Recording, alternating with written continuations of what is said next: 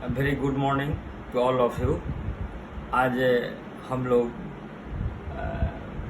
Part third का paper 5वां हम लोग पढ़ेंगे। इसके पहले के क्लास में हम प्लानिंग से संबंधित ऑब्जेक्टिव्स वगैरह प्लानिंग का हम बता चुके हैं, लेकिन उसको और विस्तृत ढंग से समझने के लिए थोड़ा सा पीछे हम चलने का प्रयास हमने किया है। वो आप बोर्ड पर देखेंगे, वह है origin and growth of economic planning, यानी आर्थिक नियोजन, उद्गम एवं विकास। आर्थिक नियोजन का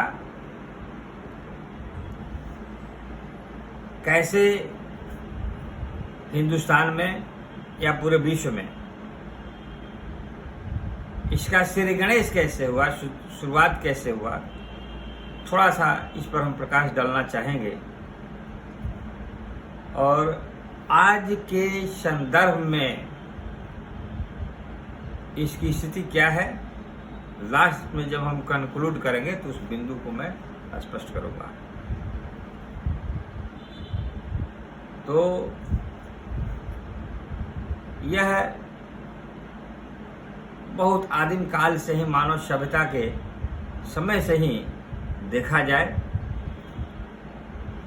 या उसका जब हम आंकलन करते हैं, अध्ययन करते हैं, जानकारी हासिल करते हैं, तो भिन्न भिन्न उक्तियाँ, भिन्न भिन्न उदाहरण, भिन्न भिन्न तरह के बातों से यह पता चलता है कि इसकी आवश्यकता लोगों ने महसूस किया, लेकिन इसका कार्यरूप समय के अनुकूल किसी ने नहीं दे पाया, या इस पर सामाजिक रूप से या सामूहिक रूप से या देश की ओर से इसको हाईलाइट नहीं किया गया, इस पर कोई पहल नहीं की गई। और चूंकि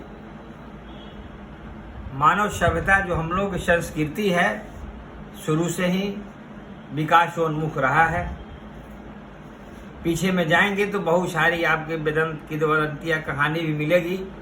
मनुष्य का रूप क्या था, विकास करते करते कैसे विकास हुआ, और आज के इस रूप में आदमी का एक रूप देखने को मिल रहा है।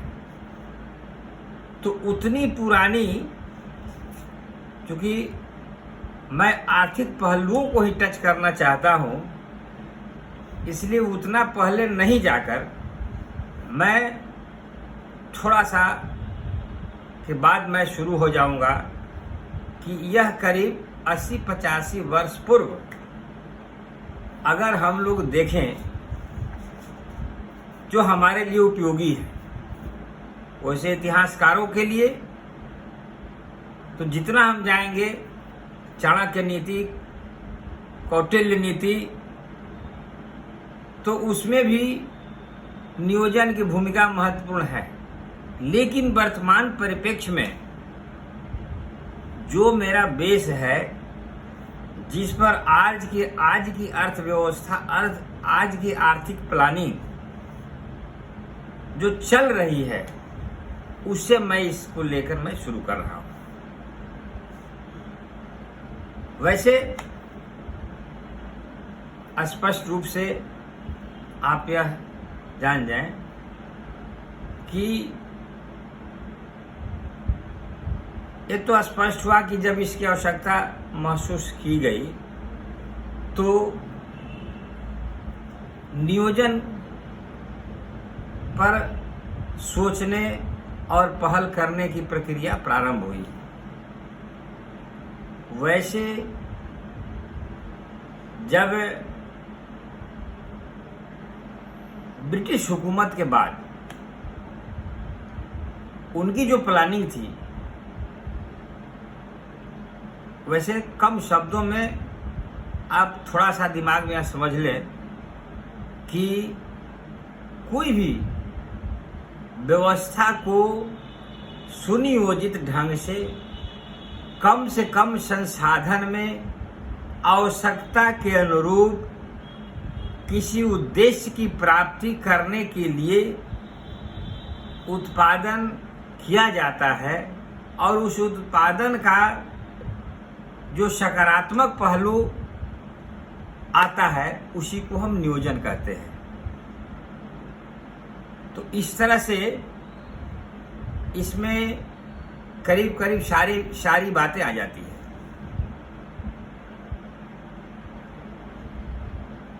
तो इसके पहले सबसे पहले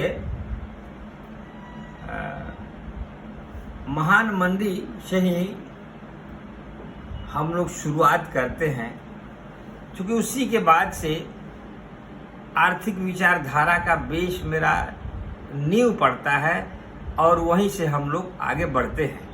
और आज का भी बेस जो है, जो नियोजन, आज की जो प्लानिंग है वो उसका प्रारूप नहीं है। आज का प्रारूप और उस समय का प्रारूप में बहुत ज़्यादा अंतर आ गया है, लेकिन बेस मेरा वही है, इसलिए मैं वहाँ से शुरू करना चाहता हूँ। तो उस समय जो चूँकि अंग्रेज़ों, ब्रिटिश शासन के समय में उनकी जो प्लानिंग थी, उनकी जो योजनाएं थी वो सुनियोजित नहीं थी। उनका उद्देश्य अपना विकास करना था, बल्कि यहाँ के जो भी प्राकृतिक संसाधन थे उनका दोहन कर अपना विकास करना। कहने का तात्पर्य यह है कि इस तरह से, और जब गए तो जितने पूंजीपति थे, जितने बड़े बड़े पूंजीपति कहिए या काश्तकार कहिए, जमींदार कहिए, वो एक सामंतवादी प्रवृत्तियों का बढ़ावा हुआ, जिसके फलस्वरूप दो वर्ग का उदय हुआ। एक पूंजीवादी व्यवस्था और एक पूंजीवादी व्यवस्था से त्रस्त जो लोग थे, जो देश था। यह व्यवस्था सिर्फ एक देश की नहीं थी, सभी देशों की थी। और कहने का मतलब कि दो विषमताएं, दो धुरी उत्पन्न हो गई। वो कौन धुरी? एक अमीरी और दूसरी गरीब। और इसके बीच का जो खाई हुआ, उस खाई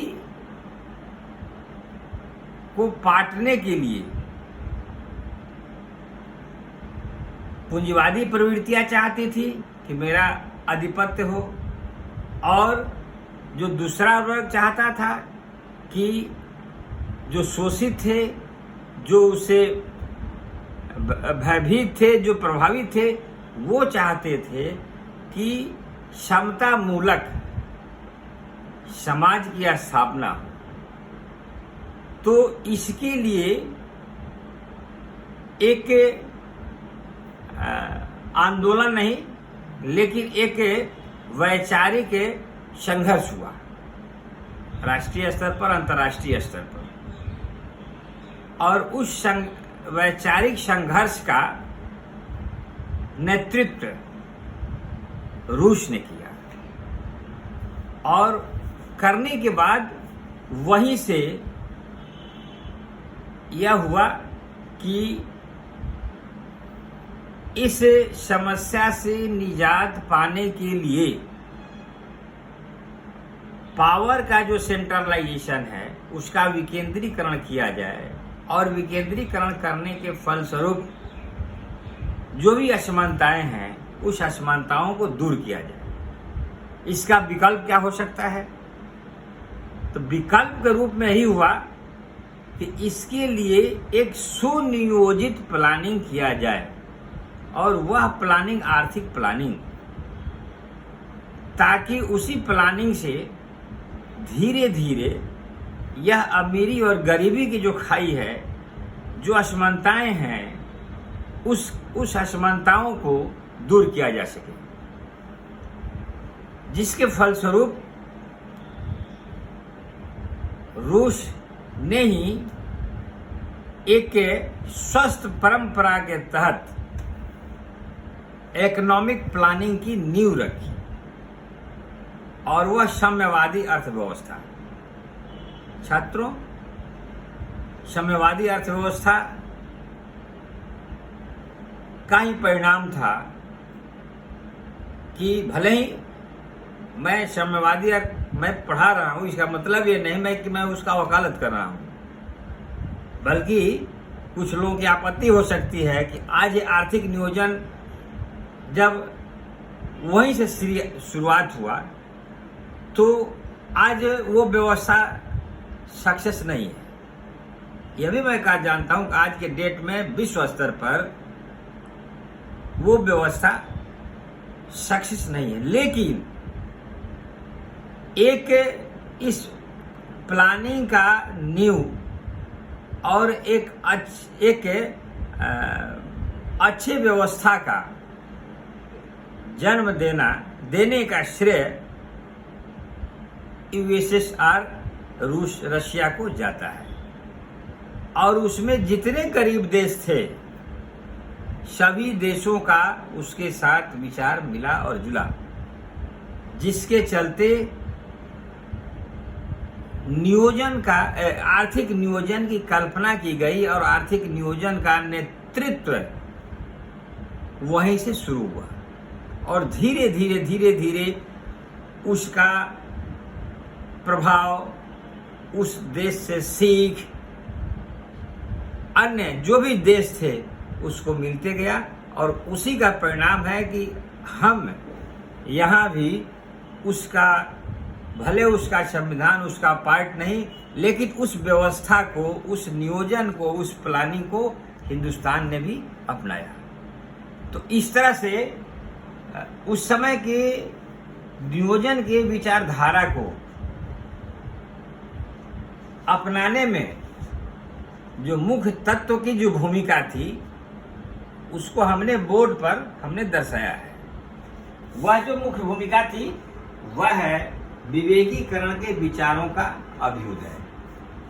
पहला है विवेकीकरण के विचारों का अभ्युदय, रेशनलाइजेशन, आइडिया ऑफ रेशनलाइजेशन। छात्रों,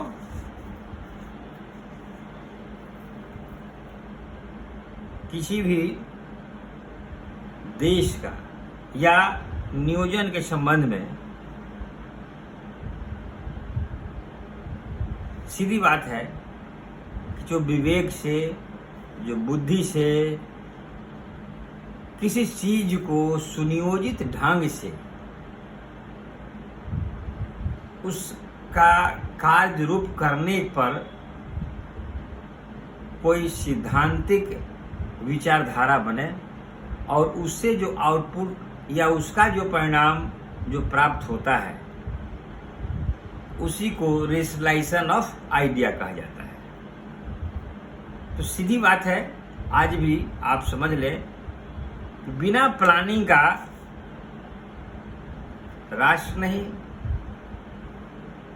समाज या परिवार,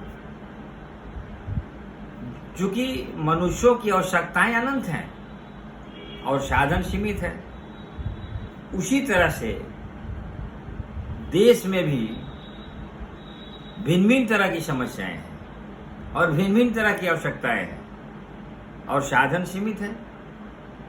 तो प्रायोरिटी के आधार पर प्लानिंग तो करनी होगी। अगर प्रायोरिटी के आधार पर प्लानिंग नहीं होगा तो विकास की तो बातें दूर है, विकास की तो कल्पना भी नहीं की जा सकती है। संघर्ष की स्थिति उत्पन्न हो जाएगी, गृह युद्ध छिड़ जाएगा। तो उससे शांतिपूर्ण ढंग से देश को विकसित करने में विवेकीकरण के विचार का अभ्युदय करने में आर्थिक नियोजन की आवश्यकता हुई, जिसके चलते इस पर चर्चा आज हम लोग कर रहे हैं। आगे है पूंजीवाद के दोषों की प्रतिक्रिया स्वरूप। थोड़ा सा इसका हमने चर्चा किया कि पूंजीवादी व्यवस्था में कभी कभी ऐसा होता है विश्व स्तर पर भी, जो विकसित देश जो हो जाते हैं उनका एक समूह बन जाता है, उनकी एक मानसिकता बन जाती है, और जो अविकसित अर्धविकसित जो गरीब देश होते हैं उनका एक श्रेणी अलग हो जाता है। लेकिन संख्या ज्यादा उनकी होती है जरूर,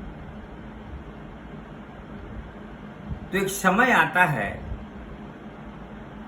कि जो शक्तिशाली होता है कुछ दिन उसकी चलावा चलती है, लेकिन जो ही संख्या उसकी ज्यादा हो जाती है, आप विद्यार्थी हैं, आप समझ सकते हैं कि संख्या जिस दिन उसकी ज्यादा होती है और जिस दिन वो जागरूक होते हैं उस दिन पूंजीवादी व्यवस्था क्षीण हो जाती है। तो उसी तरह से आर्थिक नियोजन जब पूंजीवादी व्यवस्था थी तो वो ये नहीं सोचते थे कि देश का विकास हो, समाज का विकास हो, अधिक से अधिक राष्ट्रीय आय की प्राप्ति हो। वह सिर्फ उनका यह उद्देश्य था कि मेरा अधिक से अधिक आय की प्राप्ति हो, मेरा उद्योग धंधा चलता रहे। तो उसी तरह से उनका एक रिएक्शन हुआ, विश्व स्तर पर रिएक्शन हुआ, और रिएक्शन का परिणाम हुआ कि उस रिएक्शन को युद्ध का बिगुल तो फूंक दिया जाएगा, और फूंका भी गया। लेकिन जो गरीबी और बेरोजगारी, क्योंकि भूखे भजन नहीं गोपाला, अगर लड़ाई भी लड़नी है तो शरीर में ताकत चाहिए, दिमाग स्वस्थ रहना चाहिए, तभी हम लड़ाई लड़ सकते हैं या कोई रोजगार कर सकते हैं। तो उसी तरह से पूंजीवादी व्यवस्था से उसके प्रतिशोध में, उसके प्रतिक्रिया में जो भी गरीब देश थे या देश के अंदर जो भी वर्ग था, यूनाइट हुआ, और यूनाइट होकर उसके विरुद्ध एक बड़ी शक्ति तैयार हो गई, और तैयार होने में होकर अब उसका एक मेन हथकंडा के रूप में अगर सामने आया तो हुआ कि ठीक है लड़ाई लड़ेंगे, लेकिन उसका एक प्लानिंग होनी चाहिए, और उस प्लानिंग के तहत, और उस प्लानिंग में भी जो भी हमारे पास आय की प्राप्ति है उसको सही ढंग से, ताकि दूसरा जो मेरा मेजर पार्ट जो है बेरोजगारी है, गरीबी है, उससे निजात उससे भी लड़ाई लड़ते हुए इस व्यवस्था को समाप्त करना है। तो पूंजीवादी प्रतिक्रिया के फलस्वरूप ही नियोजन का अभ्युदय हुआ। ठीक है, आगे जो है समाजवादी विचारधारा का प्रचलन। छात्रों, आर्थिक नियोजन में समाजवादी विचारधारा की भी महत्वपूर्ण भूमिका है। आर्थिक विचारधारा की दादा भाई नौरोजी, गोखले, महात्मा गांधी, बहुत सारे अर्थशास्त्रियों का नाम आता है, और इसके अलावा भी बहुत से समाज सेवी विद्वान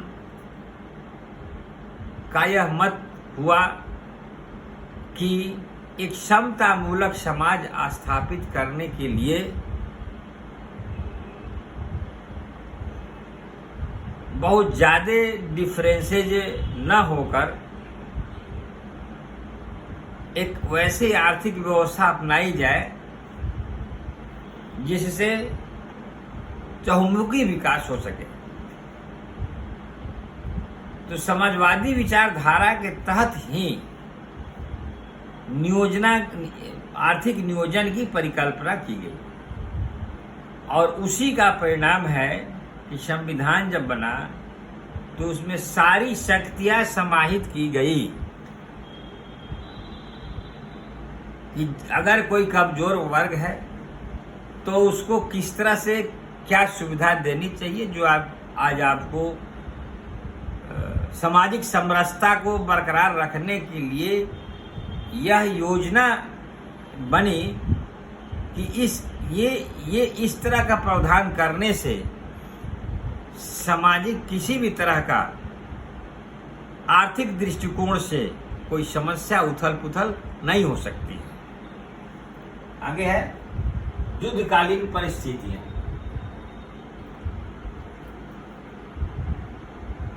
छात्रों, कोई भी इनकम आय की जब प्राप्ति होती है, क्योंकि शुरू से ही रहा है बराबर, कभी न कभी आदिम काल में भी युद्ध होते थे और युद्ध होने के बाद सारी आर्थिक स्थिति अव्यवस्थित हो जाती थी। और आज भी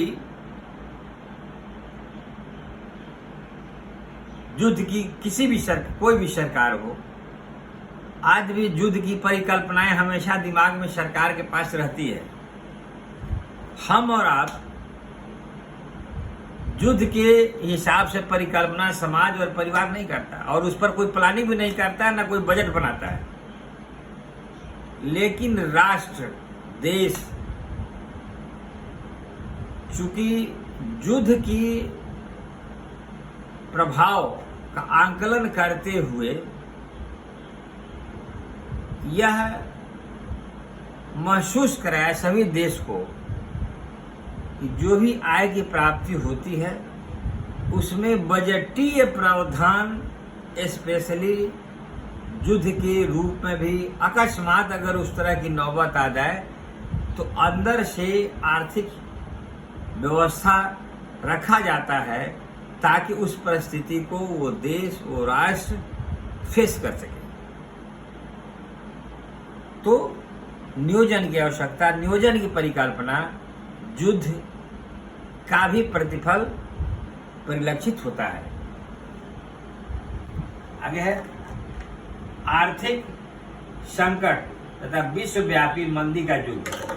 1929-30 के बाद जब आर्थिक स्थिति उत्पन्न हुई तो ऐसी परिस्थिति में निजात पाने के लिए सबसे पहले अगर कोई अस्त्र के रूप में अपनाया तो जो भी प्रभावित देश थे सभी के सामने यह संकट आया कि कम से कम साधन में प्राइमरी बेसिक जो चीज है जिंदा रहने के लिए उस पर योजना बनाया जाए और एक योजना बनाने की पद्धति को अपनाई गई।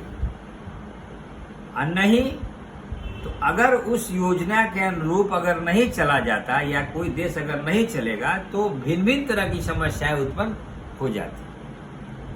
तो वह भी तत्व प्रभावित किया आर्थिक नियोजन।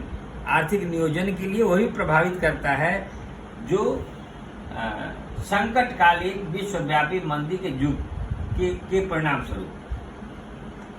छठा है राजनीतिक एवं राष्ट्रीय जागरूकता।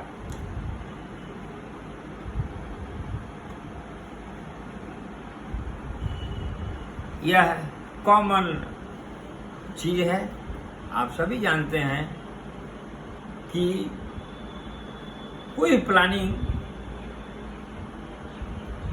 सरकार के गठन के बाद जो भी जनप्रतिनिधि होते हैं, जनता द्वारा जो निर्वाचित होते हैं, उनका फर्ज होता है कि वो समाज की गतिविधि, समाज के जो आवश्यकताएं हैं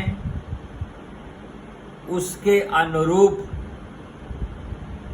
वह अपनी बातों को सरकार के समक्ष रखें और उनके अनुसार वो डिसीजन, उसके अनुसार वो निर्णय करें।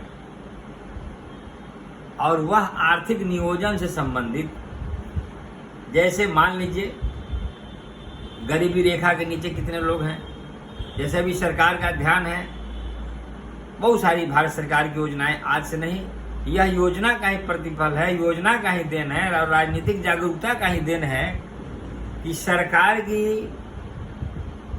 बेरोजगारी से संबंधित, गरीबी से संबंधित, या जो व्यक्ति जिंदा है उसको जीवित कैसे रखा जाए, इसकी सारी योजनाएं सरकार बनाती है। और वह सिर्फ राजनीतिक और राष्ट्रीय जागरूकता का ही प्रतिफल है, जिससे इस पर भी योजना बनाया जाता है और योजनाएं कार्यान्वित होती है। सदियों की दास्तां से मुक्ति।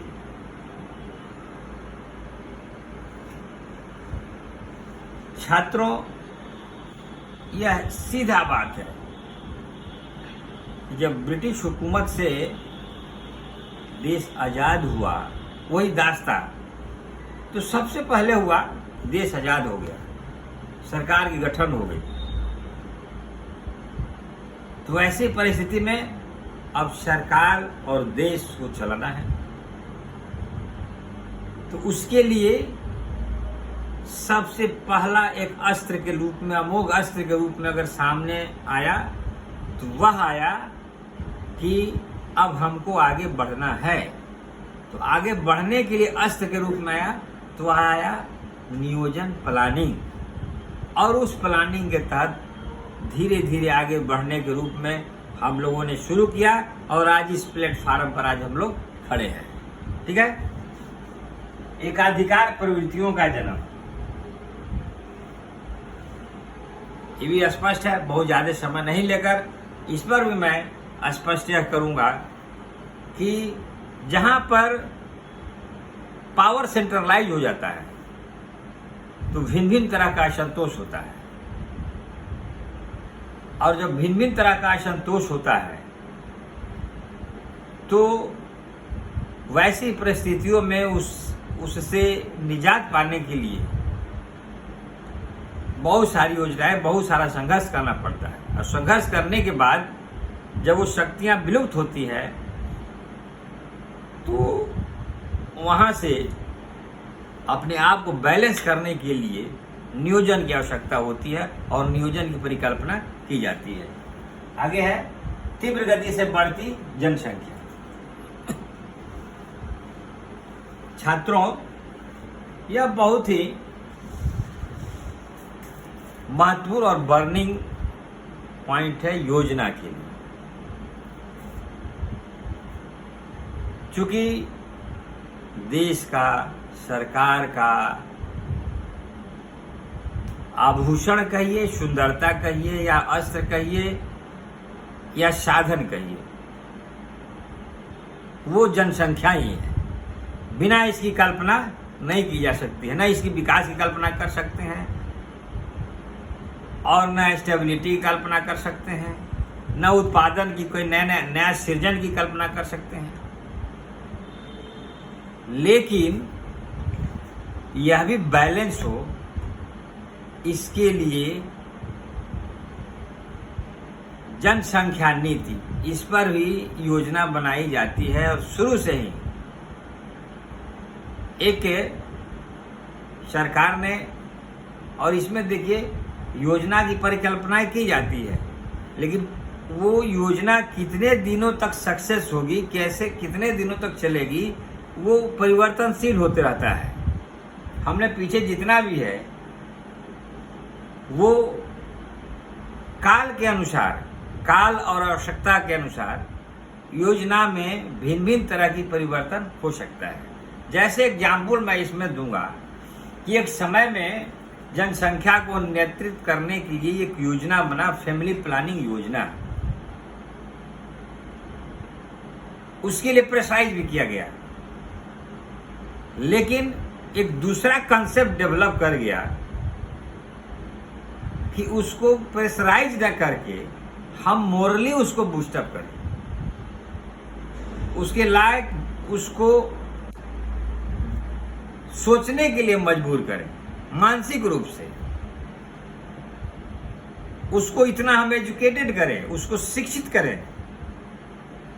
और दूसरा जो कंसेप्ट हुआ वह हुआ कि हम अधिक से अधिक रोजगार पैदा करें, अधिक से अधिक क्रिएशन करें, ताकि जनसंख्या जब वृद्धि होगी तो जब तक रोजगार का अवसर नहीं मिलेगा, नए नए उद्योग कल कारखाने का निर्माण नहीं किया जाएगा, तो सिर्फ मानसिक चेतना से ही नियंत्रित इसको नहीं किया जा सकता है, और इसको दबाव से भी जनसंख्या को बैलेंस नहीं किया जा सकता है। तो इस तरह से जनसंख्या नियोजन से, फैमिली प्लानिंग से ही इसको बैलेंस नहीं किया जा सकता है, बल्कि योजना की राष्ट्रीय स्तर पर भिन्न भिन्न तरह की बहुत सारी योजनाओं पर विचार होता है, आज भी हो रहा है, और जिसमें जनसंख्या की महत्वपूर्ण भागीदारी भूमिका होती है। तो जनसंख्या को प्रभावित नियोजन को सोचने के लिए, नियोजन को प्रेरित करने के लिए जनसंख्या भी एक बहुत ही महत्वपूर्ण और अमोघ अस्त्र के रूप में यह देखा जाता है। तो आज हमने यह जो क्लास हमने लिया, यह सिर्फ और सिर्फ प्लानिंग के बारे में, कैसे इसका शुरुआत हुआ और कौन कौन से तत्व इसके विचारधारा को प्रभावित किए या कर रहे हैं, आज हमने इस पर चर्चा किया। आप कम से कम यह दिमाग में यह रखें कि